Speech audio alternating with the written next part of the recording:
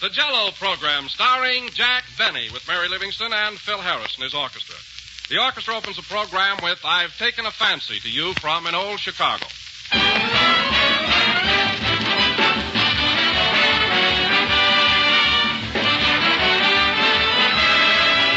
With all its different holidays, February is certainly a party month, and tomorrow is St. Valentine's Day, a swell excuse to give the family something special for dessert. And for that something special, give them Jello, molded in gay, fancy shapes. For Jello goes with the party spirit every time. First, because it's so festive-looking with clear, bright colors that dress up any meal. And second, because it's so luscious tasting with delicious, extra-rich fruit flavor that puts everybody in a cheerful mood. But there's still another reason why Jello is tops for parties. It's quick setting, easy to prepare, you can't go wrong. Just be sure to get genuine Jello when you buy, for there is only one Jello, and only Jello brings you that extra-rich fruit flavor. Look for the big red letters on the box. They spell Jello.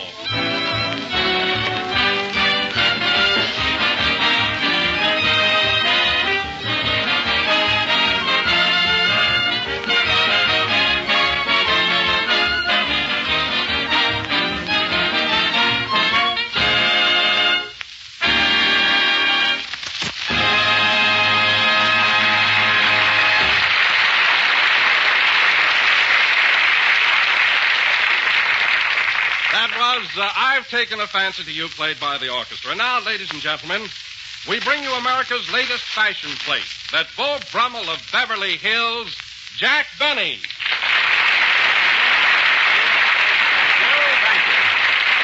Thank you. Hello again. This is Jack Benny talking.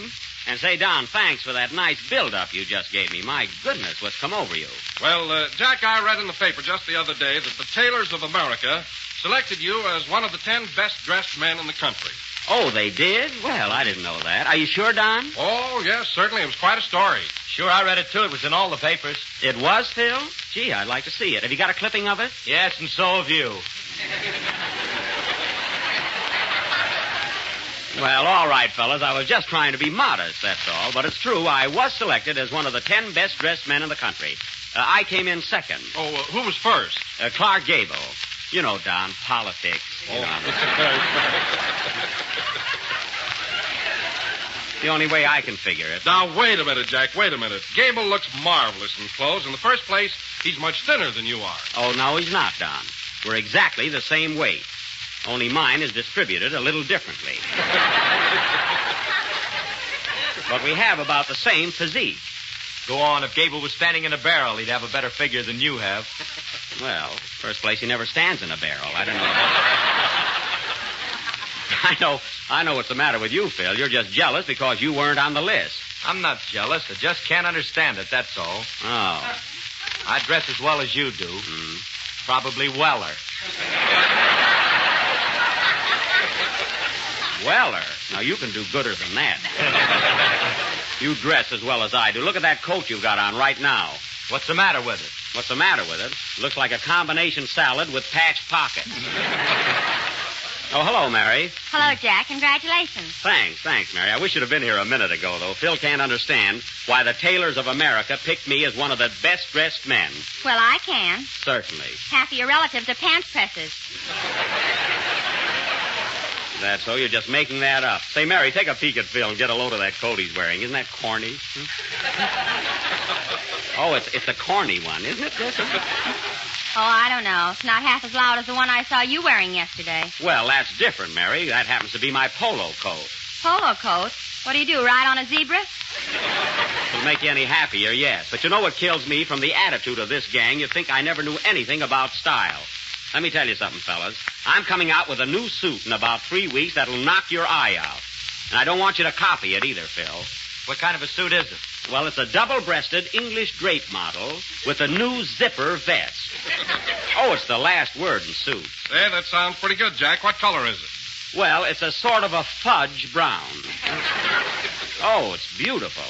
A fudge brown? Yes. Is it plain or with nuts?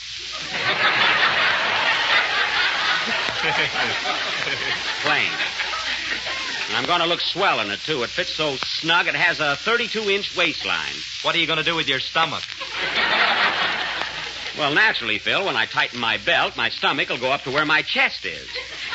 Then what are you going to do with your chest? Well, I'm not going to have my girl's name tattooed on it like you have. You would if you didn't have hooray for Waukegan there.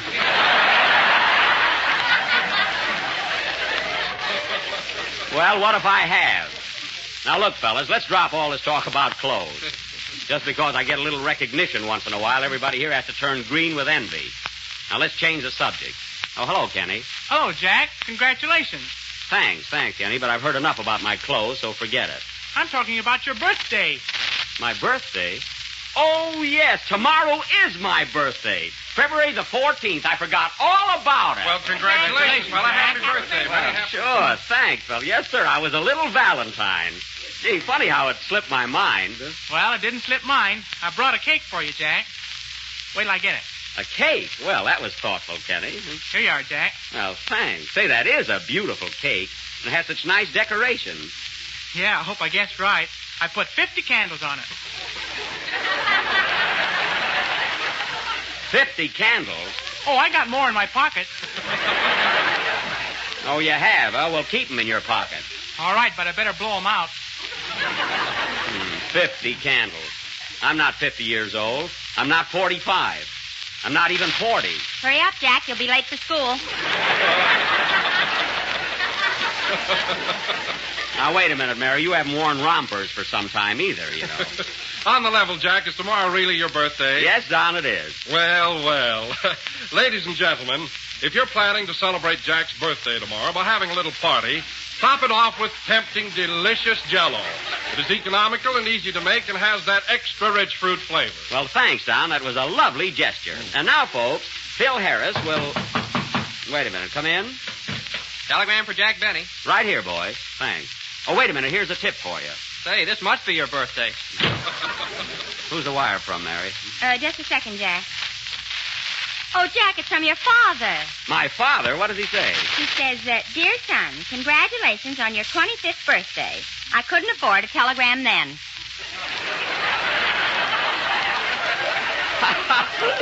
Ah, good old Dad. He never forgets a face. Play, Phil.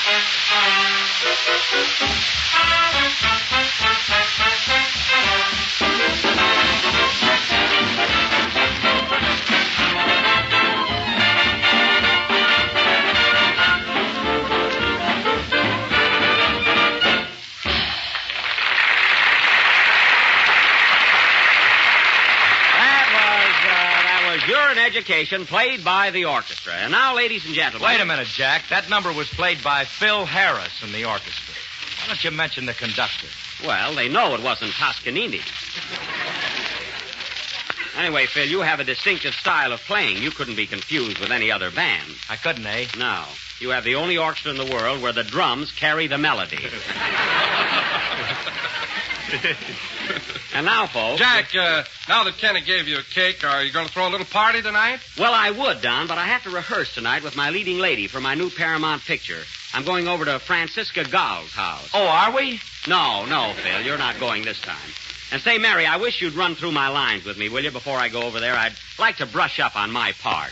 Okay, Jack. Now, here's the script. You read Francisca's part, and I'll read mine. Here you are. Your name is Julia. I'm Andre. Andre. Yes. All right, Mary, let's go. You don't mind if we go through this, do you, fellas? No, go right ahead, Andre. All right, Mary. Now, the door opens, see, and I walk in. You're sitting there, and I walk in. Good evening, Julia. I'm sorry I kept you waiting. Come on, Mary. I'm trying to rehearse. Good evening, Julia. I'm sorry I kept you waiting. Oh, Andre, my love, I'm so glad to see you. See us. Now, stop kidding, Mary, and help me with this. Well, darling, I've come for the last time to ask you to marry me. You've toyed with my affections long enough. There's a limit to my patience, Julia. You know our bargain when I saved your father from ruin? Well, the time has come. And whether you love me or not, you're stuck with me. Well, what are you laughing at? Paramount, they're stuck, too. Oh, Mary, I can't rehearse with you. You're not giving me anything. You're not putting any feeling into it. He's right, Miss Livingston. When Andre comes through the door, you should be a little more emotional. Oh, go away. Come on, Mary, let's try it again. Now. Look, Jack, look. What? It's Robert Taylor. Robert Taylor?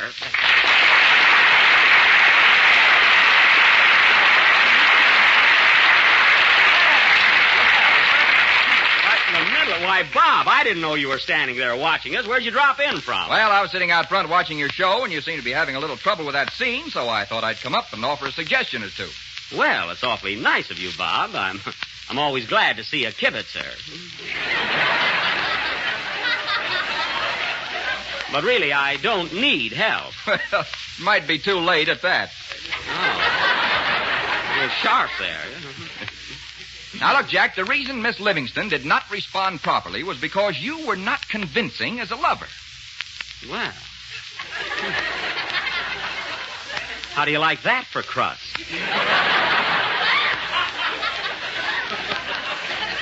What do you think I was doing up here, knitting a doily? No, look, Jack, all I'm trying to tell you is that your scene lacked sincerity. In other words, what you said was not believable. Oh, it was not believable. Well, next time I'll take an oath before I read my... Believable. You better take a lifesaver, too. You've been eating onions. I have not. Well, Jack, I'm sorry I intruded, so I'll just run along now. No, Bob, no, I'm glad you came up. Say, I'm always open for suggestions, even if I don't need them. You know, Bob, I've been an actor for a good many years. I appreciate that. And furthermore, if you read the papers, and I think you do... you may have come across an article this week stating that I am one of the 10 best-dressed men in the country. Yes, I saw that, Jack.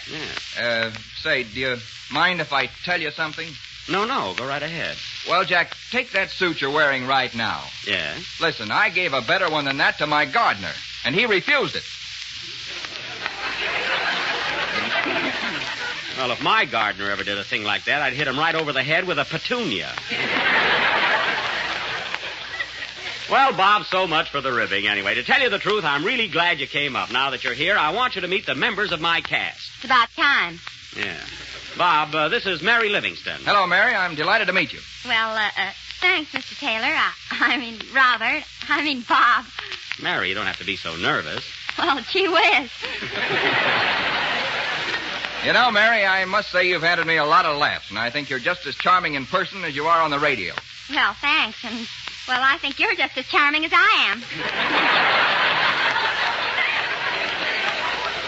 Oh, don't mind her, Bob. She's so excited, you know. And now I want you to meet... Wait a minute, Jack. Mr. Taylor. Yes, what is it, Mary? Well, if a certain person asks me to go out tonight, I won't think you're a bit fresh. Oh, all right. And, Bob, I'd like to have you meet our young tenor, Kenny Baker. How are you, Kenny? I'm glad to know you. Gee, if I'd have known you were coming, I'd have baked another cake.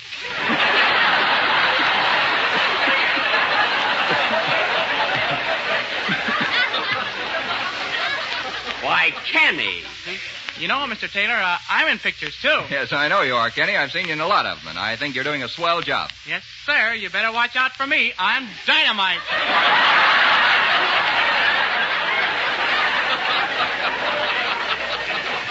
Oh, don't show off. And, Bob, this is our announcer, Don Wilson. Hello, Don. Glad to see you. Well, how are you, Bob? You know, I was just thinking of you this morning when I was drinking a cup of Maxwell House coffee. You were? Well, now that's a coincidence because I was thinking of you last night over a dish of Jello.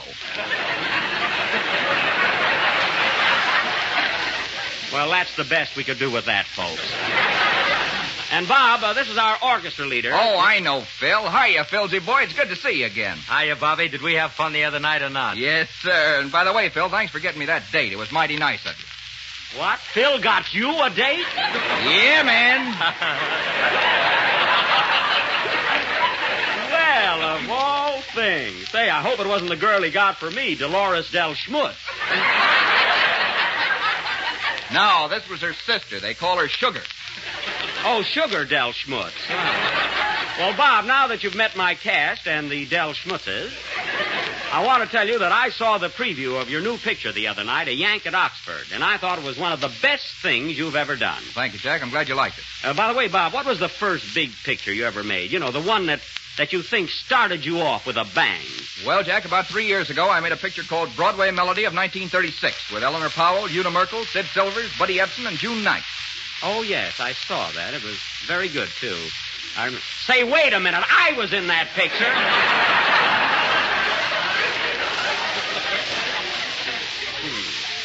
Why, certainly. You were, Jack? Yes, I was. I played a... Mary, you saw Broadway Melody. What was I in it? Miss Cass. No, I mean the character. Oh, I remember, Bob. I was the Broadway columnist you punched on the jaw 3 times. Oh, yes, I remember. Hey, that was fun, wasn't it? Yes.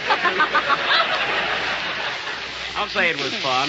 Fred Allen saw the picture 8 times. Well, that's what you call fun, huh? Oh, what if I did punch you on the jaw? I didn't hit you so hard. Not much. Listen, Bob, that was 3 years ago. And I've got a swivel tooth that's still whirling around. But at that, Bob, I hope we do make another picture together. Maybe I can kick you around next time, huh? Well, you never can tell.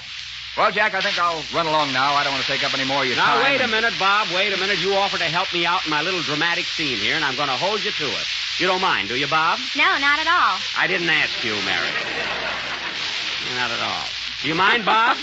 No, Jack, I'll be glad to. Okay, we'll do it right after Kenny sings a song. Go ahead, Kenny. Wait a minute. Come in. Mr. Benny? Yes? Is Robert Taylor really on your program tonight? Yes, he is. Then you won't need me. Goodbye. Oh, that guy, he drives me crazy. Say, what does he want anyway? A toupee, but I'm not going to buy him one.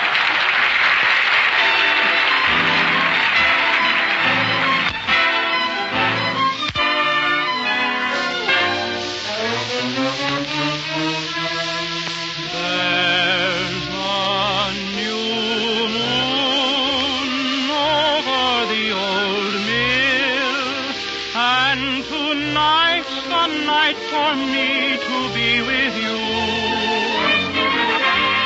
for that new moon over the old mill has a way, it seems, of making dreams come true.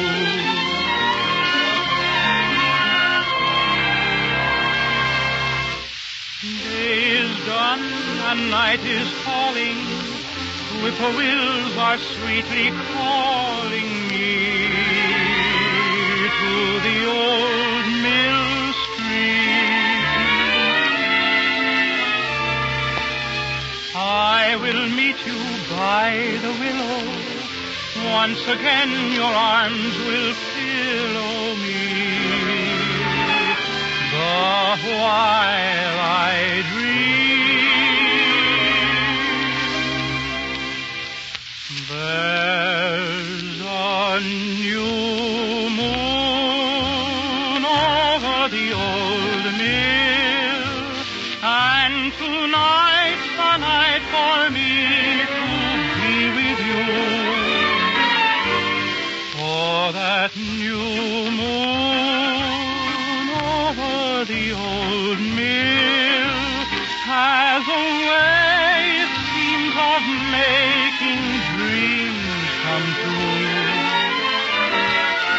We'll kiss at every turn the mill wheel and linger on the whole night through.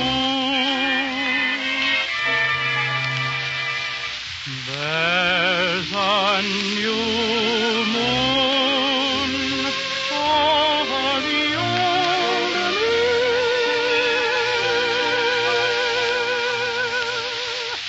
and a new love here in my heart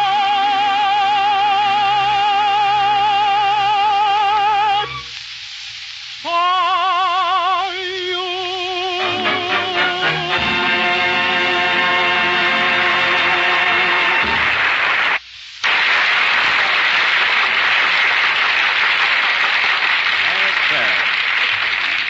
That was, hey, Bob, you take the reins, will you? You're a master of ceremonies, too, now, Go ahead. All right. That was New Moon from Radio City Rebels, sung by Kenny Baker. And, Kenny, I want to tell you it was swell. It was perfectly thrilling. Thanks, Mr. Taylor. You know, I wish Jack would say things like that once in a while. Why, Kenny, what are you talking about? I've said those very words to you every Sunday this year. Well, I'm getting sick of it. Oh, you don't know what you want. Say, Bob, how about helping me out with that little love scene now? Okay, Jack. You and Mary run over those lines again, and I'll kind of give it the once-over. Fine. Come on, Mary. Why don't you let me do it with Mr. Taylor and you watch? Mary, Barbara's listening in. Gee whiz.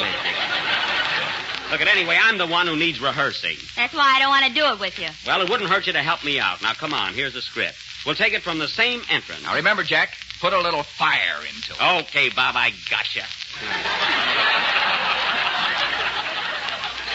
All right, Mary, I'm coming through the door again. All right. Good evening, Julia. I'm sorry I kept you waiting. Oh, Andre, my love. Andre, where's Amos? Belle. I've come for the last time, Julia, to ask you to marry me. You toyed with my affections long enough. Remember our bargain, Julia, when I saved your father from ruin? Well, the time has come. And whether you love me or not, you're stuck with me. Now, what do you say? Oh, go back to Waukegan. Walk, there you are, Bob. What's the use of me trying to do anything? Well, will you let me try it with Mary, Jack? Maybe I can get better results. I know I will. Oh, sure. No, I will. Now look, Mary. When you and I play this scene, just sit back and relax. Yes, Bob. Imagine that we're in a world of our own, drifting on a cloud. Yes, Bob. Yes, Bob. Yes, Bob. Yes, Bob. Come on, you two. Show me what you can do. Quiet, I'm drifting. Oh, you're drifting, eh? I am, too. Kenny! All right, Mary, I'm coming through the door now. Good evening, Julia. I'm sorry I kept you waiting. Oh, Andre, my love. Kiss me. I don't remember that line being in there. I've come for the last time, Julia, to ask you to marry me. Kiss me, Andre. You've toyed with my affections long enough. Kiss me, Andre. Kiss me. Don't keep saying that. Kiss me, Andre. It's not in there. Well, the time has come, and whether you love me or not, you're stuck with me. Then kiss me, Andre. Kiss me. My darling.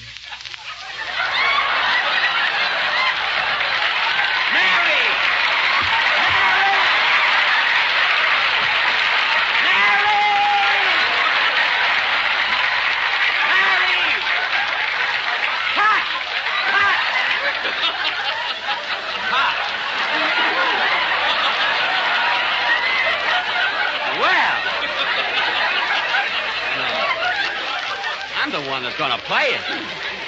It's a fine scene. All right, Mary. You were finally kissed by Robert Taylor. Now what have you got to say? He can go back to Waukegan, too.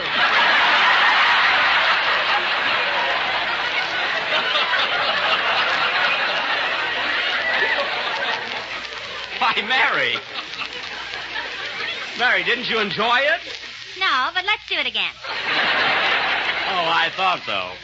Well, Bob, no kidding. I think I did learn something from watching you play that scene with Mary. You gave me a couple of good pointers there. You know? Well, I hope I didn't embarrass you or anything, Jack. Oh, no, Bob.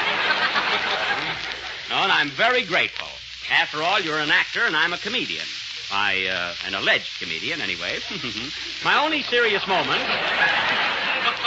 My only serious moments are spent with my violin. I think I've got you stopped there. Oh, I don't know about that, Jack. You know, I'm somewhat of a musician myself. I play a pretty mean cello. A cello? Oh, I didn't know that. Isn't that a coincidence? You play the cello and I play the violin. Guess what they're going to do now, folks?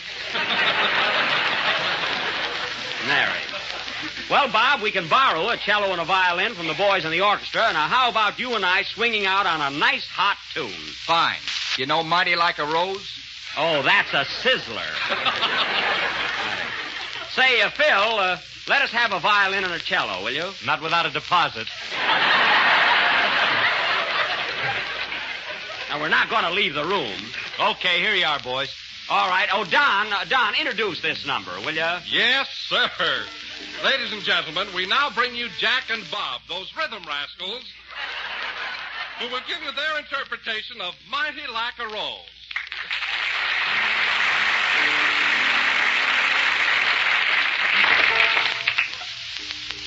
Are you going to start? I'll start.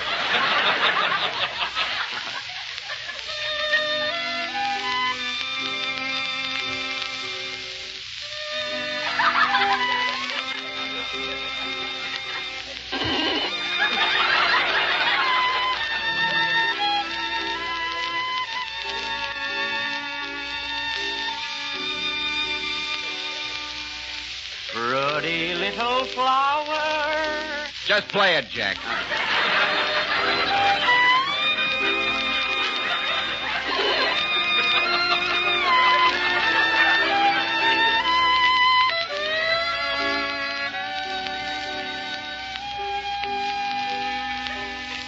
Oh, by the way, Bob, you were in Europe this summer, weren't you? Yes, I was, Jack. Well, tell me, how did you find London? I asked a policeman.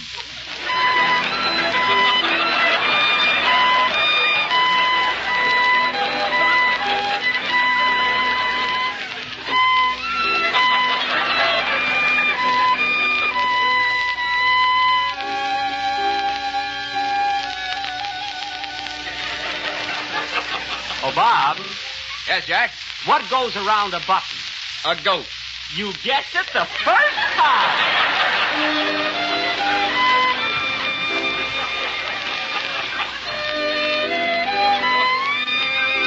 40, boys, 40. Give it everything, Bob.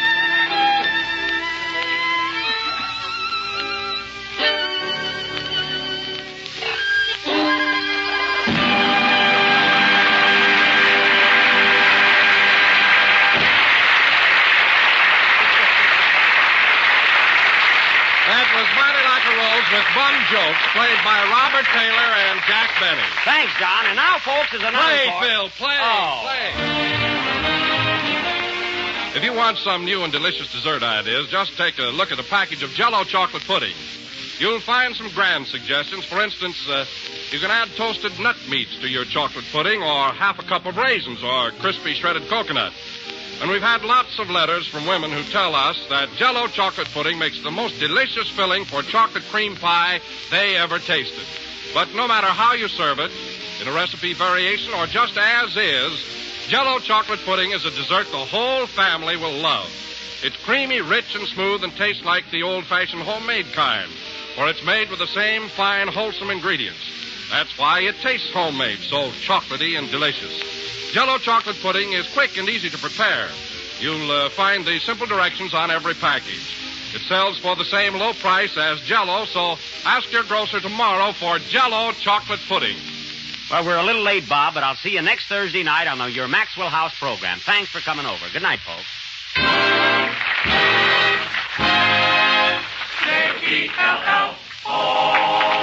Eddie Baker appears on the Jello program through courtesy of Mervyn LeRoy. This is the National Broadcasting Company.